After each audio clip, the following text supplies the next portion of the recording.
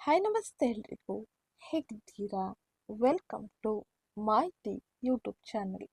ಮಾಹಿತಿ ಯೂಟ್ಯೂಬ್ ಚಾನಲ್ನ ಮತ್ತೊಂದು ವಿಡಿಯೋಗೆ ಸ್ವಾಗತ.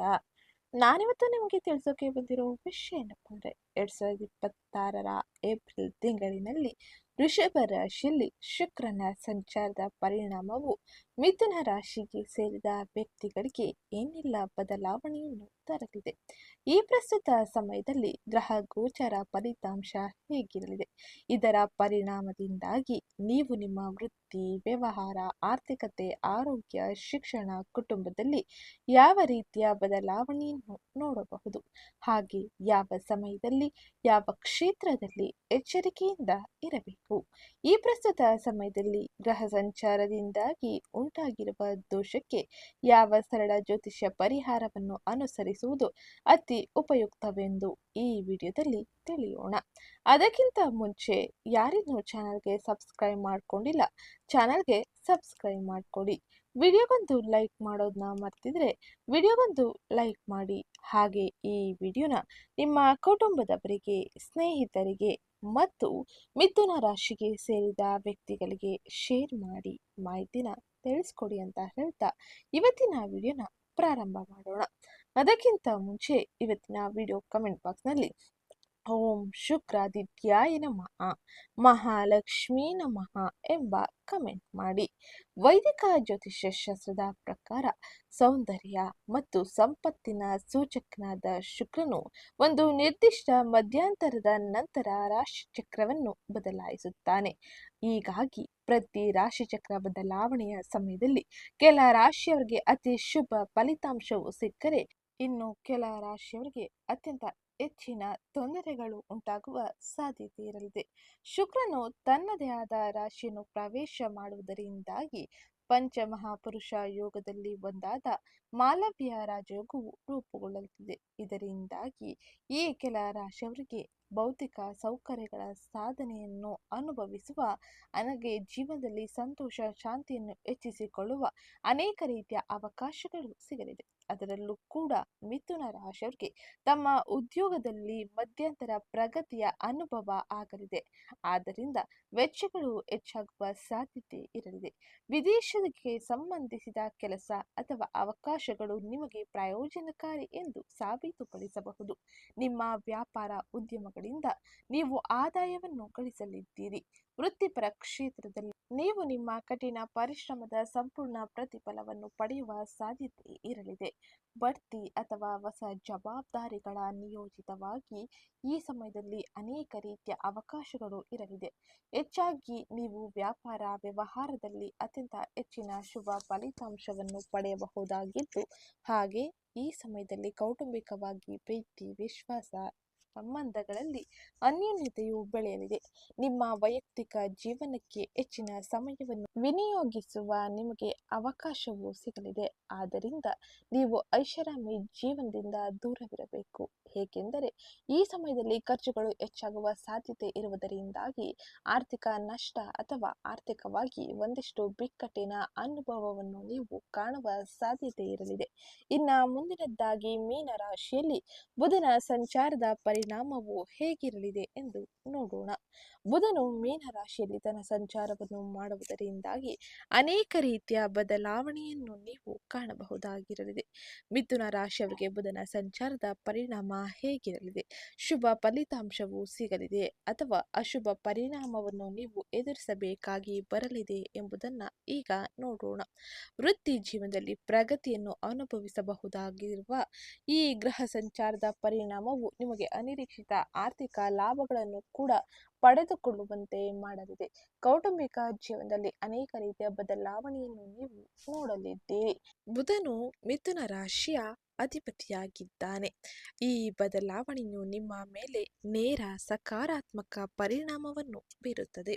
ನೀವು ಮೊದಲಿಗಿಂತ ಹೆಚ್ಚು ಶಕ್ತಿಶಾಲಿ ಮತ್ತು ಆತ್ಮವಿಶ್ವಾಸವನ್ನು ಎದುರಿಸಲಿದ್ದೀರಿ. ನಿಮ್ಮ ವೃತ್ತಿಪರ ಜೀವನದಲ್ಲಿ ಹೊಸ ಜನರೊಂದಿಗೆ ಸಂಪರ್ಕವನ್ನು ಸಾಧಿಸಲು ನಿಮಗೆ ಅವಕಾಶವೂ ಸಿಗಲಿದೆ. ಸಿಗಲಿದೆ. ಭವಿಷ್ಯದಲ್ಲಿ ಹೆಚ್ಚು ಪ್ರಯೋಜನಕಾರಿ ಎಂದು ಬುಧ ಸಂಚಾರದ ಪರಿಣಾಮವು ನಿಮಗೆ ಸಾಬೀತುಪಡಿಸುತ್ತದೆ. ಹಾಗೆ ಸ್ಪರ್ಧಾತ್ಮಕ ಪರೀಕ್ಷೆಗಳಿಗೆ ತಯಾರಿ ನಡೆಸುವ ವಿದ್ಯಾರ್ಥಿಗಳಿಗೆ ಈ ಬುಧ ಸಂಚಾರದ ಪರಿಣಾಮವು ಅತ್ಯಂತ ಹೆಚ್ಚಿನ ಶುಭದಾಯಕವಾಗಿರಲಿದೆ. ಈ ಸಮಯದಲ್ಲಿ ಏಕಾಗ್ರತೆ ಮತ್ತು ಯಶಸ್ಸು ನಿಮ್ಮದಾಗಲಿದೆ. ಇದರಿಂದಾಗಿ ಅನೇಕ ರೀತಿಯ ಯಶಸ್ಸು, ಉತ್ತಮ ಮಾರ್ಗದ ಗಳಿಕೆಯನ್ನು ನೀವು ಮಾಡಲಿದ್ದೀರಿ. ಇನ್ನ ಮುಂದಿನದ್ದಾಗಿ ಗುರುವಿನ ನೇರ ಸಂಚಾರದ ಪರಿಣಾಮ ಹೇಗಿರಲಿದೆ ಎಂದು ನೋಡೋಣ. ಗುರುವು ಈ ಸಮಯದಲ್ಲಿ ನಿಮಗೆ ಅತ್ಯಂತ ಹೆಚ್ಚಿನ ಶುಭ ಫಲಿತಾಂಶವನ್ನು, ಲಾಭವನ್ನು ತಂದುಕೊಡಬಹುದು. ಮಿಥುನ ರಾಶಿಯ ಲಗ್ನದ ಸ್ಥಾನದಲ್ಲಿ ಗುರುವಿನ ನೇರ ಸಂಚಾರವು ಈ ಸಮಯದಲ್ಲಿ ಲಾಭದಾಯಕವಾಗಿರಲಿದೆ. ಅನೇಕ ರೀತಿಯ ಅವಕಾಶಗಳು ನಿಮ್ಮನ್ನು ಹುಡುಕಿ ಬರಲಿದೆ. ಹಾಗೆ ಇವುಗಳನ್ನು ಸರಿಯಾದ ರೀತಿಯಲ್ಲಿ ಸದುಪಯೋಗಪಡಿಸಿಕೊಂಡರೆ ನಿಮ್ಮ ಜೀವನದಲ್ಲಿ ಸುವರ್ಣ ಸಮಯವನ್ನು ಈ ಸಮಯದಲ್ಲಿ ನೋಡಬಹುದಾಗಿರಲಿದೆ. ಮಾರ್ಕೆಟಿಂಗ್, ಇಂಜಿನಿಯರಿಂಗ್, ಬ್ಯಾಂಕ್, ಬಡ್ಡಿ ವ್ಯವಹಾರ, ಫ್ಯಾಷನ್ ಡಿಸೈನಿಂಗ್, ಮೆಕ್ಯಾನಿಕ್, ವ್ಯಾಪಾರ ಮಾಡುವವರು ಹಾಗೆ ಕಾರ್ಮಿಕರು ದುಪ್ಪಟ್ಟು ದುಡ್ಡನ್ನು ಪಡೆಯುವ ಸಾಧ್ಯತೆ ಇರಲಿದೆ. ಆರ್ಥಿಕ ಜೀವನ ಗುರುವಿನ ಅನುಗ್ರಹದಿಂದಾಗಿ ಅತ್ಯಂತ ಹೆಚ್ಚಿನ ಶುಭದಾಯಕವಾಗಿರಲಿದೆ. ಈ ಸಮಯದಲ್ಲಿ ನೀವು ಕಂಡ ಕನಸು ನನಸಾಗಲಿದೆ. ಇನ್ನ ಮುಂದಿನದ್ದಾಗಿ ಈ ಸಮಯದಲ್ಲಿ ರಾಹುವಿನ ಸಂಚಾರದ ಪರಿಣಾಮ ಹೇಗಿರಲಿದೆ ಎಂದು ನೋಡೋಣ. ರಾಹುವಿನ ಸಂಚಾರದ ಪರಿಣಾಮದಿಂದಾಗಿ ಮಿಥುನ ರಾಶಿಗೆ ಸೇರಿದ ವ್ಯಕ್ತಿಗಳು ಅನೇಕ ರೀತಿಯ ಬದಲಾವಣೆಯನ್ನು ನಿರೀಕ್ಷಿಸಬಹುದಾಗಿರಲಿದೆ. 8ನೇ ಮನೆಯ ಮೂಲಕ ಸಾಗುತ್ತಿರುವ ರಾಹುವು ಈ ಸಮಯದಲ್ಲಿ ನಿಮಗೆ ಅನೇಕ ರೀತಿಯ ತಿರುವನ್ನು ಹಾಗೆ ಅವಕಾಶಗಳನ್ನು ತರಬಹುದು. ಸಂಪೂರ್ಣ ಚಿಂತೆ ಮತ್ತು ತನಿಖೆ ಇಲ್ಲದೆ ಯಾವುದೇ ಹಣಕಾಸಿನ ನಿರ್ಧಾರಗಳನ್ನು ತೆಗೆದುಕೊಳ್ಳದಂತೆ ನಿಮಗೆ ಸೂಚನೆ ನೀಡಲಾಗಿದೆ. ದುಡುಕಿ ಅಥವಾ ಹಠಾತ್ ನಿರ್ಧಾರಗಳು ಗಮನಾರ್ಹ ಆರ್ಥಿಕ ನಷ್ಟಕ್ಕೆ ಕಾರಣವಾಗಬಹುದು. ಅದೇ ರೀತಿ 8ನೇ ಮನೆಯಲ್ಲಿ ರಾಹು ಆರೋಗ್ಯಕ್ಕೆ ಸಂಬಂಧಿಸಿದ ತೊಡಕುಗಳನ್ನು ಹೆಚ್ಚಿಸುವ ಸಾಧ್ಯತೆ ಇರಲಿದೆ. ನೀವು ನಿಮ್ಮ ಆರೋಗ್ಯದ ಬಗ್ಗೆ ಜಾಗರೂಕರಾಗಿ ಇರಬೇಕಾಗಿರಲಿದೆ. ನಿಮ್ಮ ದೈನಂದಿನ ದಿನಚರಿಗಳಲ್ಲಿ ಶಿಸ್ತನ್ನು ಕಾಪಾಡಿಕೊಳ್ಳಿ. ನಿಮ್ಮ ಆಹಾರ ಸಮತೋಲನವನ್ನು ಆರೋಗ್ಯಕರವಾಗಿ ಇಟ್ಟುಕೊಳ್ಳಿ. ನಿಮ್ಮ ಆರೋಗ್ಯ ಅಥವಾ ಜೀವನ ಜವಾಬ್ದಾರಿಗಳ ಬಗ್ಗೆ ಯಾವುದೇ ಅಸಡ್ಡೆ ತೋರದೇ ಇರುವುದೇ ಉತ್ತಮವಾಗಿರಲಿದೆ. ಇದರಿಂದಾಗಿ ಆಗುವ ತೊಂದರೆಗಳನ್ನು ಕೂಡ ನೀವು ಪರಿಹರಿಸಿಕೊಳ್ಳಬಹುದು. ಸಕಾರಾತ್ಮಕವಾಗಿ ಹೇಳುವುದಾದರೆ ನಿಮ್ಮ ಅತ್ತೆ ಮಾವಂದಿರೊಂದಿಗೆ ನಿಮ್ಮ ಸಂಬಂಧವು ಸುಧಾರಿಸುತ್ತದೆ. ಪೂರ್ವಜರ ಆಸ್ತಿಯಂತ ಅನಿರೀಕ್ಷಿತ ಮೂಲಗಳಿಂದ ಹಠಾತ್ ಆರ್ಥಿಕ ಲಾಭಗಳು ಉಂಟಾಗುವ ಸಾಧ್ಯತೆ ಇರಲಿದೆ. ಆದಾಗ್ಯೂ ಇದು ಷೇರು ಮಾರುಕಟ್ಟೆಯಲ್ಲಿ ಹೂಡಿಕೆ ಮಾಡಲು ಅನುಕೂಲಕರವಾದ ಸಮಯವಲ್ಲ, ಏಕೆಂದರೆ ಇದು ಆರ್ಥಿಕ ನಷ್ಟಗಳಿಗೆ ಕಾರಣವಾಗಬಹುದು. ನೀವು ಅನಗತ್ಯ ಅಥವಾ ಯೋಜಿತವಿಲ್ಲದ ಪ್ರಯಾಣಗಳನ್ನು ಕೂಡ ಈ ಸಮಯದಲ್ಲಿ ಮಾಡುವ ಸಾಧ್ಯತೆ ಇರಲಿದೆ. ರಾಹುವಿನ ಸಂಚಾರದ ಸಮಯದಲ್ಲಿ ವಿದೇಶ ಪ್ರಯಾಣದ ಸಾಧ್ಯತೆ ಇರಲಿದ್ದು, ರಾಹುವಿನ ದೋಷವನ್ನು ಕಡಿಮೆ ಮಾಡಲು ಶನಿವಾರದಂದು ಶಿವನಿಗೆ ರುದ್ರಾಭಿಷೇಕ ಮಾಡುವುದು ಉತ್ತಮವಾಗಿರಲಿದೆ. ಇನ್ನು ಈ ಪ್ರಸ್ತುತ ಸಮಯದಲ್ಲಿ ಸೂರ್ಯನ ಸಂಚಾರದ ಪರಿಣಾಮ ಹೇಗಿರಲಿದೆ? ಮೇಷ ರಾಶಿಯಲ್ಲಿ ಸೂರ್ಯನ ಸಂಚಾರವು ಮಿಥುನ ರಾಶಿಯವರ ಜೀವನದಲ್ಲಿ ಯಾವ ರೀತಿಯ ಬದಲಾವಣೆಯನ್ನು ತರಬಹುದು ಎಂದು ನೋಡೋಣ. ಮಿಥುನ ರಾಶಿಯವರಿಗೆ ಸೂರ್ಯನು 11ನೇ ಮನೆಯಲ್ಲಿ ಸಂಚಾರ ಮಾಡುವುದರಿಂದಾಗಿ ಇದು ಆದಾಯ, ಲಾಭ ಮತ್ತು ಆಸೆಗಳನ್ನು ಈಡೇರಿಸಿಕೊಳ್ಳುವ ಮನೆ ಎಂದು ಪರಿಗಣಿಸಲಾಗುತ್ತದೆ. 11ನೇ ಮನೆಯಲ್ಲಿ ಉತ್ತುಂಗ ಸ್ಥಾನದಲ್ಲಿ ಸೂರ್ಯನು ಸಂಚಾರ ಮಾಡುವುದರಿಂದಾಗಿ ಸಂತೋಷದ ಮಳೆಯು ತರಲಿದೆ. ನಿಮ್ಮ ಆದಾಯದಲ್ಲಿ ಗಮನಾರ್ಹ ಹೆಚ್ಚಳವಾಗಲಿದೆ. ವ್ಯವಹಾರದಲ್ಲಿ ತೊಡಗಿರುವ ಜನರಿಗೆ ಈ ಅವಧಿಯು ಸಮಂಜಸವಾದ ಮತ್ತು ಕೆಲವೊಮ್ಮೆ ಅಚ್ಚರಿ ಲಾಭವನ್ನು ಪಡೆದುಕೊಳ್ಳುವ ಸಮಯವಾಗಿರಲಿದೆ. ಸಮಾಜದಲ್ಲಿ ಗೌರವಾನ್ವಿತ, ಪ್ರಭಾವಿ ಮತ್ತು ಹೆಚ್ಚು ಖ್ಯಾತಿ ಪಡೆದ ಜನರೊಂದಿಗೆ ನಿಮ್ಮ ಸಂಪರ್ಕಗಳು ಹೆಚ್ಚಾಗುತ್ತದೆ. ಇದು ಭವಿಷ್ಯದಲ್ಲಿ ನಿಮ್ಮ ವೃತ್ತಿ ವ್ಯವಹಾರವನ್ನು ಮುನ್ನಡೆಸಲು ಪ್ರಮುಖ ಪಾತ್ರವನ್ನು ವಹಿಸುತ್ತದೆ. ಉದ್ಯೋಗದಲ್ಲಿ ಇರುವವರಿಗೆ ಇದು ಹೆಸರು, ಕೀರ್ತಿ ಹಾಗೆ ವಿಸ್ತರಣೆಯ ಸಮಯವಾಗಿರಲಿದೆ. ಹಿರಿಯ ಅಧಿಕಾರಿಗಳೊಂದಿಗೆ ಉದ್ಯೋಗಿಗಳ ಸಂಬಂಧ ಬಲವಾಗಿರಲಿದೆ. ಕೆಲಸದ ಸ್ಥಳದಲ್ಲಿ ನಿಮ್ಮ ವಿಶ್ವಾಸಾರ್ಹ ಹೆಚ್ಚಾಗಲಿದೆ. ಆದಾಗ್ಯೂ ಮೇಷ ರಾಶಿಯಲ್ಲಿ ಸೂರ್ಯನ ಸಂಚಾರದ ಪರಿಣಾಮದಿಂದಾಗಿ ಪ್ರೇಮ ಜೀವನದಲ್ಲಿ ನೀವು ಸ್ವಲ್ಪ ಸೂಕ್ಷ್ಮವಾಗಿ ಇರಬೇಕಾಗಿರಲಿದೆ. ನಿಮ್ಮ ನಡವಳಿಕೆಯಲ್ಲಿ ವಿಶ್ವಾಸವು ಕೆಲವೊಂದು ದುರಹಂಕಾರದಂತೆ ಕಾಣಬಹುದು. ಇದು ನಿಮ್ಮ ಪ್ರೀತಿ ಪಾತ್ರರಿಗೆ ನೀವು ಅವರ ಭಾವನೆಗಳನ್ನು ನಿರ್ಲಕ್ಷಿಸುತ್ತಿದ್ದೀರಿ ಎನ್ನುವಂತೆ ಮಾಡಲಿದೆ. ಅಂತಹ ಪರಿಸ್ಥಿತಿಯಲ್ಲಿ ಸಂವಹನ ಮತ್ತು ನಮ್ರತೆಯನ್ನು ಕಾಪಾಡಿಕೊಳ್ಳುವುದು ಬಹು ಮುಖ್ಯವಾಗಿರಲಿದೆ. ಈ ಸಮಯದಲ್ಲಿ ಸರ್ಕಾರಿ ವಲಯದಲ್ಲಿ ಸಂಬಂಧಿಸಿದ ವಿಷಯಗಳಲ್ಲಿ ಕೆಲಸ ಮಾಡುವವರಿಗೆ ಉತ್ತಮ ಲಾಭ ದೊರೆಯಲಿದೆ. ಹಾಗೆ ನೀವು ನಿಮ್ಮ ವಿರೋಧಿಗಳ ವಿರುದ್ಧ ಗೆಲ್ಲಲಿದ್ದೀರಿ. ಇದು ನಿಮ್ಮ ಆತ್ಮವಿಶ್ವಾಸವನ್ನು ಹೆಚ್ಚಿಸುತ್ತದೆ. ದೀರ್ಘಕಾಲದವರೆಗೆ ಬಾಕಿ ಇರುವ ಕೆಲಸಗಳು ವೇಗವಾಗಿ ಜೀವಿತಗೊಳ್ಳಲಿದೆ. ಅಂದರೆ ವೇಗವಾಗಿ ತಮ್ಮ ಕೆಲಸವನ್ನು ಪಡೆದುಕೊಳ್ಳಲಿದೆ. ಇದರಿಂದಾಗಿ ನಿಮ್ಮ ಹಿರಿಯ ಸಹೋದ್ಯೋಗಿಗಳು ಹಾಗೆ ಹಿರಿಯ ಅಧಿಕಾರಿಗಳು ಕೂಡ ನಿಮಗೆ ಹೆಚ್ಚಿನ ಮೆಚ್ಚುಗೆಯನ್ನು ನೀಡಲಿದ್ದಾರೆ. ಕಿರಿಯ ಸಹೋದ್ಯೋಗಿಗಳಿಂದ ಉತ್ತಮ ರೀತಿಯ ಬೆಂಬಲ ಸಿಗಲಿದೆ. ಇದು ನಿಮಗೆ ಹೆಚ್ಚಿನ ಸಹಕಾರಿಯೂ ಕೂಡ ಆಗಿರಲಿದೆ. ನಿಮಗೆ ಭಾವನಾತ್ಮಕವಾಗಿ ಮಾತ್ರವಲ್ಲದೆ ಆರ್ಥಿಕವಾಗಿಯೂ ಕೂಡ ಈ ಸಮಯದಲ್ಲಿ ಅನೇಕ ರೀತಿಯ ಅವಕಾಶಗಳಿಂದ ಸಹಾಯ ದೊರೆಯಲಿದೆ. ನಿಮ್ಮ ಕಠಿಣ ಪರಿಶ್ರಮಕ್ಕೆ ತಕ್ಕ ಪ್ರತಿಫಲವು ಈ ಸಮಯದಲ್ಲಿ ಸಿಗಲಿದ್ದು ನಿಮ್ಮ ಗೌರವ ಹೆಚ್ಚಾಗಲಿದೆ. ನಿಮ್ಮ ಸಾಮಾಜಿಕ ವಲಯವು ಇಂದಿಗಿಂತ ಹೆಚ್ಚು ವಿಶಾಲವಾಗಿರಲಿದೆ. ಒಟ್ಟಾರೆಯಾಗಿ ಇದು ಅತ್ಯಂತ ಹೆಚ್ಚಿನ ಶುಭ ಫಲಿತಾಂಶವನ್ನೇ ನೀಡಲಿದೆ. ಇನ್ನು ಮುಂದಿನದ್ದಾಗಿ ಈ ಪ್ರಸ್ತುತ ಸಮಯದಲ್ಲಿ ಈ ಎಲ್ಲ ಗ್ರಹ ಗೋಚಾರ ಫಲಿತಾಂಶವು ನಿಮ್ಮ ವೃತ್ತಿ, ವ್ಯವಹಾರ, ಆರ್ಥಿಕತೆ, ಆರೋಗ್ಯ, ಶಿಕ್ಷಣ, ಕುಟುಂಬದಲ್ಲಿ ಯಾವ ರೀತಿಯ ಬದಲಾವಣೆಯನ್ನು ತರಲಿದೆ ಎಂದು ನೋಡೋಣ. ಮಿಥುನ ರಾಶಿಯವರಿಗೆ ಈ ಎಲ್ಲ ಗ್ರಹ ಗೋಚಾರ ಫಲಿತಾಂಶವು ಅತ್ಯಂತ ಶುಭ ಫಲಿತಾಂಶವನ್ನು ನೀಡಬಹುದಾಗಿರಲಿದೆ. ಅದರಲ್ಲೂ ಕೂಡ ಗುರುವಿನ ಸಂಚಾರದ ಪರಿಣಾಮವು ನೀವು ಕಂಡ ಕನಸನ್ನು ನನಸು ಮಾಡಿಕೊಳ್ಳಲು ಅವಕಾಶಗಳನ್ನು ಸೃಷ್ಟಿಸಲಿದೆ. ಹಾಗಾದರೆ ಉದ್ಯೋಗ ಮತ್ತು ವೃತ್ತಿ ಜೀವನದಲ್ಲಿ ಮಿಥುನ ರಾಶಿಯವರಿಗೆ ಯಾವ ಗ್ರಹ ಸಂಚಾರದ ಪರಿಣಾಮ ಯಾವ ರೀತಿಯ ಸಹಕಾರಿಯಾಗಿರಲಿದೆ, ಯಾವ ರೀತಿಯ ಎಚ್ಚರಿಕೆಯನ್ನು ಯಾವ ಕ್ಷೇತ್ರದಲ್ಲಿ ವಹಿಸಬೇಕು ಎಂದು ಈಗ ತಿಳಿಯೋಣ. ಅದಕ್ಕಿಂತ ಮುಂಚೆ ಯಾರೇನು ಚಾನಲ್ಗೆ ಸಬ್ಸ್ಕ್ರೈಬ್ ಮಾಡ್ಕೊಂಡಿಲ್ಲ, ಚಾನಲ್ಗೆ ಸಬ್ಸ್ಕ್ರೈಬ್ ಮಾಡ್ಕೊಳ್ಳಿ, ವಿಡಿಯೋಗೊಂದು ಲೈಕ್ ಮಾಡೋದನ್ನ ಮರಿಬೇಡಿ. ಈ ಏಪ್ರಿಲ್ ತಿಂಗಳಿನಲ್ಲಿ ವೃತ್ತಿ ಜೀವನಕ್ಕೆ ಸಂಬಂಧಿಸಿದಂತೆ ಒಂದು ರೀತಿಯ ಅಗ್ನಿ ಪರೀಕ್ಷೆಯನ್ನು ನೀವು ಅನುಭವಿಸಲಿದ್ದೀರಿ. ನಿಮ್ಮ 8ನೇ ಮತ್ತು 9ನೇ ಮನೆಯ ಅಧಿಪತಿಯಾದ ಶನಿಯು ಈಗಾಗಲೇ ನಿಮ್ಮ 10ನೇ ಮನೆ ವೃತ್ತಿ ಮನೆ ಸ್ಥಾನದಲ್ಲಿ ಇರುವುದರಿಂದಾಗಿ ಏಪ್ರಿಲ್ 2ರಂದು ಮಂಗಳನು ಕೂಡ ಈ ಸ್ಥಾನಕ್ಕೆ ಬಂದಿರುವುದರಿಂದಾಗಿ ಇದು ನಿಮಗೆ ಆಫೀಸ್ನಲ್ಲಿ ಕೆಲವು ಹೊರೆಗಳನ್ನು ತರಬಹುದು. ಹಾಗೆಯೇ ರಜೆ ಮೇಲಿರುವ ಸಹೋದ್ಯೋಗಿಗಳ ಜವಾಬ್ದಾರಿಯೂ ಕೂಡ ನಿಮ್ಮದೇ ಆಗಿರಲಿದೆ. ಹಾಗಾಗಿ ಎಲ್ಲವನ್ನು ಶಾಂತ ರೀತಿಯಲ್ಲಿ ನಿಭಾಯಿಸಿಕೊಳ್ಳುವುದು ಬಹು ಮುಖ್ಯವಾಗಿರಲಿದೆ. ಹಾಗೆ ಬುಧನು ಈ ಸಮಯದಲ್ಲಿ ತನ್ನ ಸಂಚಾರವನ್ನು ಮುಂದುವರಿಸುವುದರಿಂದಾಗಿ ಕಮ್ಯುನಿಕೇಷನ್ ಗ್ಯಾಪ್ ಉಂಟಾಗಬಹುದು. ಇದು ಮೇಲಾಧಿಕಾರಿಗಳೊಂದಿಗೆ ಸಣ್ಣ ಪುಟ್ಟ ತಪ್ಪು ಗ್ರಹಿಕೆಗೆ ಕಾರಣವಾಗಲಿದೆ. ಆದರೆ 10ನೇ ಮನೆ ಅಧಿಪತಿ ಗುರುವು ನಿಮ್ಮ ಲಗ್ನದಲ್ಲಿ ಕುಳಿತು 5 ಮತ್ತು 7ನೇ ಮನೆ ಮೇಲೆ ತನ್ನ ಶುಭ ದೃಷ್ಟಿಯನ್ನು ಬೀರಿರುವುದರಿಂದಾಗಿ ನೀವು ನಿಮ್ಮ ಪ್ರತಿಭೆ ಮತ್ತು ಕಠಿಣ ಪರಿಶ್ರಮವನ್ನು ಖಂಡಿತವಾಗಿಯೂ ಗುರುತಿಸಲ್ಪಡಲಿದ್ದೀರಿ. ಹಾಗೆ ಇದರಿಂದಾಗಿ ನೀವು ಯಶಸ್ಸಿಗೆ ಅತ್ಯಂತ ಹೆಚ್ಚಿನ ಅವಕಾಶಗಳನ್ನು ಪಡೆಯಲಿದ್ದೀರಿ.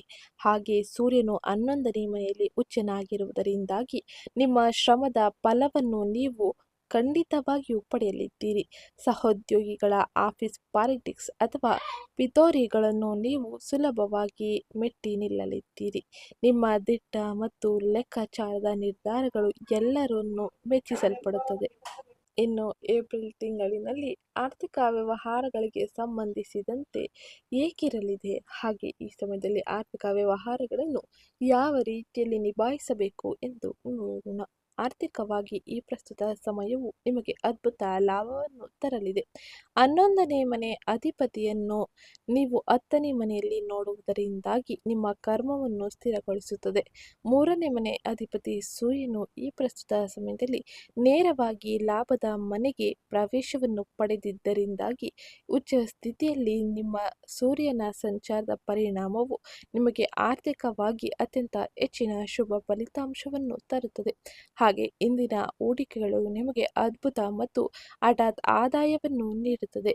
ಇಂಕ್ರಿಮೆಂಟ್, ಬೋನಸ್ ನಿರೀಕ್ಷೆಗಳನ್ನು ನೀವು ಊಹಿಸದೆ ನಿಮಗೆ ಸಿಗುವಂತ ಅವಕಾಶ ಆಗಲಿದೆ.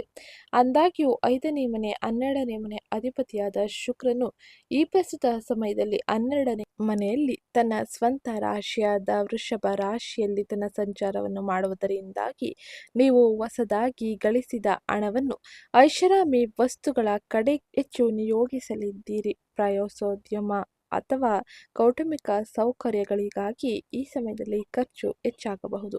ವಿಶೇಷವಾಗಿ ನಿಮ್ಮ ಮಕ್ಕಳ ಶಿಕ್ಷಣ ಅಥವಾ ಅವರ ವಿದೇಶಿ ಪ್ರಯಾಣದ ಬಗ್ಗೆ ಗಣನೀಯ ಪ್ರಮಾಣವನ್ನು ಹಣದ ಖರ್ಚಿನ ಸಾಧ್ಯತೆ ಇರಲಿದೆ.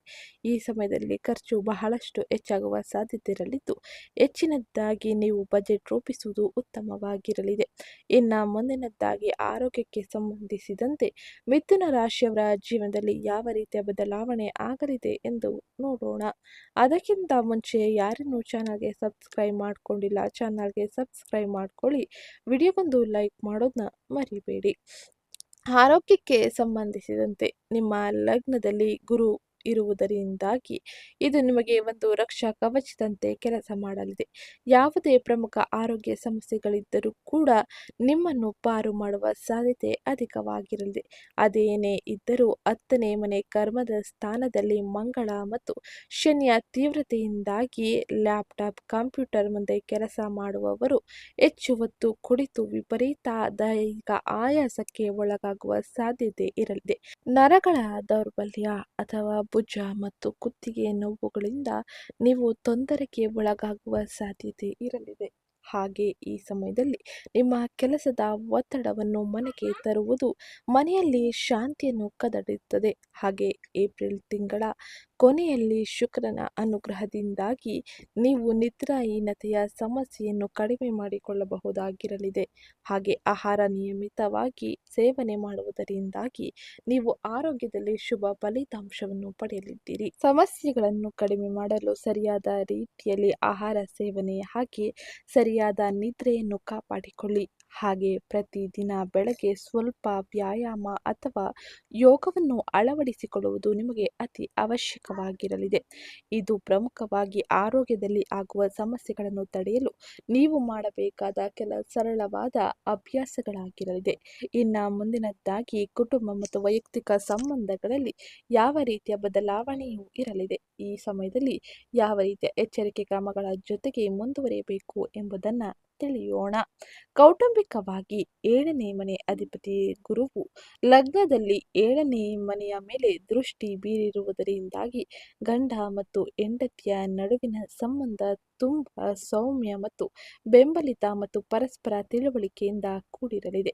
ನಿಮ್ಮ ವೃತ್ತಿಪರ ಬೆಳವಣಿಗೆಗೆ ನಿಮ್ಮ ಜೀವನ ಸಂಗಾತಿಯ ಸಲಹೆಯು ಹೆಚ್ಚು ಉಪಯುಕ್ತವೆಂದು ಸಾಬೀತಾಗುತ್ತದೆ. ಆದಾಗ್ಯೂ 5ನೇ ಮನೆ ಅಧಿಪತಿ ಶುಕ್ರನು 12ನೇ ಮನೆಯಲ್ಲಿ ಚಲಿಸುವುದರಿಂದಾಗಿ ಮಕ್ಕಳಿಗೆ ಸಂಬಂಧಿಸಿದಂತೆ ಕೆಲವು ಪ್ರಮುಖ ಬದಲಾವಣೆಗಳನ್ನು ನೀವು ತರಬಹುದು. ಉನ್ನತ ಶಿಕ್ಷಣಕ್ಕಾಗಿ ನಿಮ್ಮ ಮಕ್ಕಳು ನಿಮ್ಮಿಂದ ದೂರ, ಬಹುಶಃ ಹಾಸ್ಟೆಲ್ ಅಥವಾ ವಿದೇಶಕ್ಕೆ ಹೋಗಬಹುದು. ಇದು ನಿಮಗೆ ಬಹಳ ಹೆಮ್ಮೆಯ ವಿಷಯವಾಗಿರುತ್ತದೆ. ಇದು ನಿಮ್ಮ ಸ್ವಲ್ಪ ಆತಂಕಕ್ಕೆ ಒಳಗು ಮಾಡಬಹುದು ಅಥವಾ ಭಾವನಾತ್ಮಕವಾಗಿ ನೀವು ಈ ಸಮಯದಲ್ಲಿ ಭಾರವಾಗಿರಬಹುದು. ಏಪ್ರಿಲ್ 14ರಂದು 3ನೇ ಮನೆ ಅಧಿಪತಿಯಾದ ಸೂರ್ಯನು ಉಚ್ಚ ಸ್ಥಿತಿಯನ್ನು ಪಡೆದಿರುವುದರಿಂದಾಗಿ ನಿಮ್ಮ ಒಡ ಹುಟ್ಟಿದವರು ಅಥವಾ ಆಪ್ತ ಸ್ನೇಹಿತರಿಂದ ನೀವು ಸಂಪೂರ್ಣ ಬೆಂಬಲವನ್ನು ಪಡೆಯಲಿದ್ದೀರಿ. ಇದು ನಿಮಗೆ ಮಾನಸಿಕ ನೆಮ್ಮದಿಯನ್ನು ಹಾಗೆ ಉತ್ತಮ ರೀತಿಯ ಜೀವನ ಶೈಲಿಯನ್ನು ಪಡೆದುಕೊಳ್ಳಲು ಸಹಕಾರಿಯಾಗಿರಲಿದೆ. ಇದು ಕೌಟುಂಬಿಕ ವೈಯಕ್ತಿಕ ಜೀವನದಲ್ಲಿ ನೀವು ನೋಡುವ ಬದಲಾವಣೆಯಾಗಿದ್ದು, ಇನ್ನು ಮುಂದಿನದ್ದಾಗಿ ಉದ್ಯೋಗ, ವ್ಯಾಪಾರ, ವ್ಯವಹಾರವನ್ನು ಮಾಡುತ್ತಿರುವ ಮಿಥುನ ರಾಶಿಗೆ ಸೇರಿದ ವ್ಯಕ್ತಿಗಳಿಗೆ ಯಾವೆಲ್ಲ ರೀತಿಯ ಬದಲಾವಣೆ ಯಾವ ಸಮಯದಲ್ಲಿ ಆಗಲಿದೆ ಎಂದು ತಿಳಿಯೋಣ. 7ನೇ ಮನೆ ಅಧಿಪತಿಯಾದ ಗುರುವು ನಿಮ್ಮ ಸ್ವಂತ ರಾಶಿಯಲ್ಲಿ ಲಗ್ನದ ಮನೆಯಲ್ಲಿ ಇರುವುದರಿಂದಾಗಿ ನೀವು ಈ ಸಮಯದಲ್ಲಿ ವ್ಯಾಪಾರ ಮಾಲೀಕರಾಗಿದ್ದರೆ ಅದ್ಭುತವಾದ ಗ್ರಹಗತಿ ಇದು ಆಗಿರಲಿದೆ. ಮಾರುಕಟ್ಟೆಯಲ್ಲಿ ನಿಮ್ಮ ಬ್ರ್ಯಾಂಡ್ ಮೌಲ್ಯವು ಹೆಚ್ಚಾಗಲಿದೆ. ಹಾಗೆ ಹೊಸ ಕ್ಲೈಂಟ್ಗಳು ನಿಮ್ಮನ್ನು ಹುಡುಕಿ ಬರಲಿದ್ದಾರೆ. ನೀವು ನಿಮ್ಮ ಸಲಹೆ ಮಾರ್ಗದರ್ಶಕರಿಂದ ಗ್ರಾಹಕರನ್ನು ಹೆಚ್ಚಿಸಿಕೊಳ್ಳಲಿದ್ದೀರಿ. ಹಾಗೆ 10ನೇ ಮನೆಯಲ್ಲಿ ಮಂಗಳ ಶನಿ ಪ್ರಭಾವದಿಂದಾಗಿ ಗುತ್ತಿಗೆದಾರರು, ಕಬ್ಬಿಣ ಮತ್ತು ಸಿಮೆಂಟ್, ರಿಯಲ್ ಎಸ್ಟೇಟ್ ವ್ಯವಹಾರದಲ್ಲಿ ತೊಡಗಿರುವವರಿಗೆ ಅಸಾಧಾರಣ ಲಾಭ ಸಿಗುವ ಸಾಧ್ಯತೆ ಇರಲಿದೆ. ಆದಾಗ್ಯೂ ಕೆಲಸಗಳಲ್ಲಿ ಅನೇಕ ರೀತಿಯ ಅವಕಾಶಗಳು ನಿಮ್ಮನ್ನು ಹುಡುಕಿ ಬರಲಿದೆ. ಶ್ರಮ ಮತ್ತು ತಾಳ್ಮೆಯ ಅಗತ್ಯ ಈ ಸಮಯದಲ್ಲಿ ಇರಲಿದೆ. 11ನೇ ಮನೆಯಲ್ಲಿ ಉಚ್ಚ ಸೂರ್ಯನ ಕೃಪೆಯಿಂದಾಗಿ ದೊಡ್ಡ ಪ್ರಾಜೆಕ್ಟ್ಗಳು, ಸರ್ಕಾರಿ ಟೆಂಡರ್ಗಳು ನಿಮ್ಮ ಪರವಾಗಿ ಬರುವ ಸಾಧ್ಯತೆ ಬಹಳಷ್ಟಿದೆ. ಈ ಸಮಯದಲ್ಲಿ ಆರ್ಥಿಕ ವ್ಯವಹಾರಗಳು ಸುಗಮ ರೀತಿಯಲ್ಲಿ ನಡೆಯಲಿದೆ. ಇದು ಉದ್ಯೋಗದಲ್ಲಿ ಇರುವವರಿಗೆ ಸಿಗ್ತಾ ಇರೋ ಉತ್ತಮ ಶುಭ ಫಲಿತಾಂಶವಾಗಿದ್ದು, ಇನ್ನು ಮುಂದಿನದ್ದಾಗಿ ಶಿಕ್ಷಣ ಹಾಗೆ ಶಿಕ್ಷಣಕ್ಕೆ ಸಂಬಂಧಿಸಿದಂತೆ ವಿದ್ಯಾರ್ಥಿಗಳ ಜೀವನದಲ್ಲಿ ಏನೆಲ್ಲ ಬದಲಾವಣೆ ಈ ಸಮಯದಲ್ಲಿ ಆಗಲಿದೆ ಎಂದು ನೋಡೋಣ. ಈ ಸಮಯದಲ್ಲಿ ವಿದ್ಯಾರ್ಥಿಗಳಿಗೆ ಅದ್ಭುತವಾದ ಅವಕಾಶಗಳು ಇರಲಿದೆ. ಶಿಕ್ಷಣದ ಪ್ರಾಥಮಿಕ ಕಾರಕನಾದ ಗುರು ನಿಮ್ಮ ಲಗ್ನದಲ್ಲಿ ನೆಲೆಸಿರುವುದರಿಂದಾಗಿ ನಿಮ್ಮ ಅಧ್ಯಯನದಲ್ಲಿ ನೀವು ಸಹಜವಾಗಿ ಮತ್ತು ಆಳವಾದ ಆಸಕ್ತಿಯನ್ನು ಬೆಳೆಸಿಕೊಳ್ಳಲಿದ್ದೀರಿ. ಹಾಗೆ ವಿದ್ಯಾಧಿಪತಿ ಬುಧ 10ನೇ ಮನೆಯಲ್ಲಿ ನೀಚ ಸ್ಥಿತಿಯಲ್ಲಿ ಇರುವುದರಿಂದಾಗಿ ಇದು ನಿಮ್ಮ ಪ್ರಾಜೆಕ್ಟ್ ವೇಗವನ್ನು ಮಾತ್ರ ಹೆಚ್ಚಿಸುತ್ತದೆ ಹೊರತು ನಿಮ್ಮ ಬುದ್ಧಿಮತ್ತೆಯನ್ನು ಕುಗ್ಗಲು ಬಿಡುವುದಿಲ್ಲ. ಸ್ಪರ್ಧಾತ್ಮಕ ಪರೀಕ್ಷೆಯನ್ನು ಬರೆಯುವವರಿಗೆ ಇದು ಅತ್ಯುತ್ತಮ ಸಮಯವಾಗಿರಲಿದೆ. ಹಾಗೆ ವಿದೇಶಿ ಶಿಕ್ಷಣ ಆಕಾಂಕ್ಷಿಗಳಿಗೆ ಶುಕ್ರನ ಪ್ರಭಾವದಿಂದಾಗಿ ನೀವು ವೀಸಾ ಪ್ರಕ್ರಿಯೆಯನ್ನು ಸುಲಭವಾಗಿ ಪೂರ್ಣಗೊಳಿಸಲಿದ್ದೀರಿ. ಹಾಗೆ ಯಶಸ್ಸನ್ನು ಗಳಿಸಲಿದ್ದೀರಿ. ಇದು ವಿದ್ಯಾರ್ಥಿಗಳು ಪ್ರಮುಖವಾಗಿ ನೋಡುವ ಬದಲಾವಣೆಗಳಾಗಿದ್ದು, ಈ ಪ್ರಸ್ತುತ ಸಮಯದಲ್ಲಿ ಗ್ರಹ ಸಂಚಾರದಿಂದಾಗಿ ಉಂಟಾಗುವ ದೋಷಗಳನ್ನು ಪರಿಹರಿಸಲು ಯಾವ ರೀತಿಯ ಸರಳ ಜ್ಯೋತಿಷ್ಯ ಪರಿಹಾರವನ್ನು ಅನುಸರಿಸಬೇಕು ಎಂಬುದನ್ನು ನೋಡೋಣ. ಅದಕ್ಕಿಂತ ಮುಂಚೆ ಯಾರೇನೂ ಚಾನಲ್ಗೆ ಸಬ್ಸ್ಕ್ರೈಬ್ ಮಾಡ್ಕೊಂಡಿಲ್ಲ, ಚಾನಲ್ಗೆ ಸಬ್ಸ್ಕ್ರೈಬ್ ಮಾಡ್ಕೊಳ್ಳಿ. ವಿಡಿಯೋಗೊಂದು ಲೈಕ್ ಮಾಡೋದನ್ನ ಮರಿಬೇಡಿ. 10ನೇ ಮನೆಯಲ್ಲಿ ಮಂಗಳ ಮತ್ತು ಶನಿಯಿಂದ ಉಂಟಾದ ವೃತ್ತಿಪರ ಒತ್ತಡವನ್ನು ಕಡಿಮೆ ಮಾಡಲು ಹಾಗೆ ಗುರು ಹಾಗೂ ಸೂರ್ಯನ ಸಂಪೂರ್ಣ ಅಡೆತಡೆಗಳಿಲ್ಲದೆ ಆಶೀರ್ವಾದವನ್ನು ಪಡೆಯಲು ಈ ಸರಳ ಪರಿಹಾರವನ್ನು ಅನುಸರಿಸಿ. ಮೊದಲನೇದಾಗಿ ವಿಷ್ಣು ಸಹಸ್ರನಾಮವನ್ನು ಪಠಿಸಿ. ತಿಂಗಳ ಮಧ್ಯದಲ್ಲಿ ನಿಮ್ಮ ಲಗ್ನಾಧಿಪತಿ ಬುಧ ಸ್ವಲ್ಪ ದುರ್ಬಲನಾಗಿರುತ್ತಾನೆ. ಹಾಗಾಗಿ ಶ್ರೀ ವಿಷ್ಣು ಸಹಸ್ರನಾಮ ಸ್ತೋತ್ರವನ್ನು ಪಠಿಸುವುದು ಉತ್ತಮವಾಗಿರಲಿದೆ. ಇದು ನಿಮಗೆ ಹೆಚ್ಚು ಫಲಪ್ರದವಾಗಿದ್ದು, ನಿರ್ಧಾರಗಳನ್ನು ತೆಗೆದುಕೊಳ್ಳಲು ಅನೇಕ ರೀತಿಯ ಅವಕಾಶಗಳನ್ನು ಹಾಗೆ ಉತ್ತಮ ಬುದ್ಧಿಶಕ್ತಿಯನ್ನು ನೀಡಲಿದೆ. ಎರಡನೇದಾಗಿ ಶಿವನ ಆರಾಧನೆ. ಕರ್ಮದ ಸ್ಥಾನದಲ್ಲಿ ಶನಿ ಮಂಗಳ ಸಂಯೋಗದ ತೀವ್ರತೆಯನ್ನು ಕಡಿಮೆ ಮಾಡಲು ಸೋಮವಾರದಂದು ಮತ್ತು ಶನಿವಾರದಂದು ಶಿವನ ದೇವಸ್ಥಾನದಲ್ಲಿ ಹಾಲಿನೊಂದಿಗೆ ಅಭಿಷೇಕ ಮಾಡಿ. ಇದು ವೃತ್ತಿಪರ ಅಡೆತಡೆಗಳನ್ನು ನಿವಾರಿಸಲಿದೆ. ಇದು ಇವತ್ತಿನ ವಿಡಿಯೋ ಆಗಿತ್ತು. ವಿಡಿಯೋ ಇಷ್ಟ ಆಗಿದ್ದಲ್ಲಿ ವಿಡಿಯೋಗೊಂದು ಲೈಕ್ ಮಾಡಿ, ಚಾನಲ್ಗೆ ಸಬ್ಸ್ಕ್ರೈಬ್ ಮಾಡ್ಕೊಳ್ಳೋದನ್ನ ಮರಿಬೇಡಿ. ಹಾಗೆ ಈ ವಿಡಿಯೋನ ನಿಮ್ಮ ಸ್ನೇಹಿತರಿಗೆ, ಕುಟುಂಬದವರಿಗೆ ಹಾಗೆ ಮಿಥುನ ರಾಶಿಯವರಿಗೆ ಶೇರ್ ಮಾಡಿ ಮಾಹಿತಿನ ತಿಳಿಸ್ಕೊಡಿ. ಇವತ್ತಿನ ವಿಡಿಯೋ ಕಮೆಂಟ್ ಬಾಕ್ಸ್ನಲ್ಲಿ ಓಂ ಶುಕ್ರಾದಿತ್ಯಾಯ ನಮಃ, ಮಹಾಲಕ್ಷ್ಮೀ ನಮಃ ಎಂಬ ಕಮೆಂಟ್ ಮಾಡಿ. ಹಾಗೆ ನಿಮ್ಮ ಸರಳ ಪ್ರಶ್ನೆಗಳನ್ನು ಕೂಡ ನೀವು ಕೇಳಬಹುದಾಗಿರಲಿದೆ. ಇದಕ್ಕೆ ಉತ್ತರ ಮುಂದಿನ ವಿಡಿಯೋಗಳಲ್ಲಿ ಸಿಗಲಿದೆ.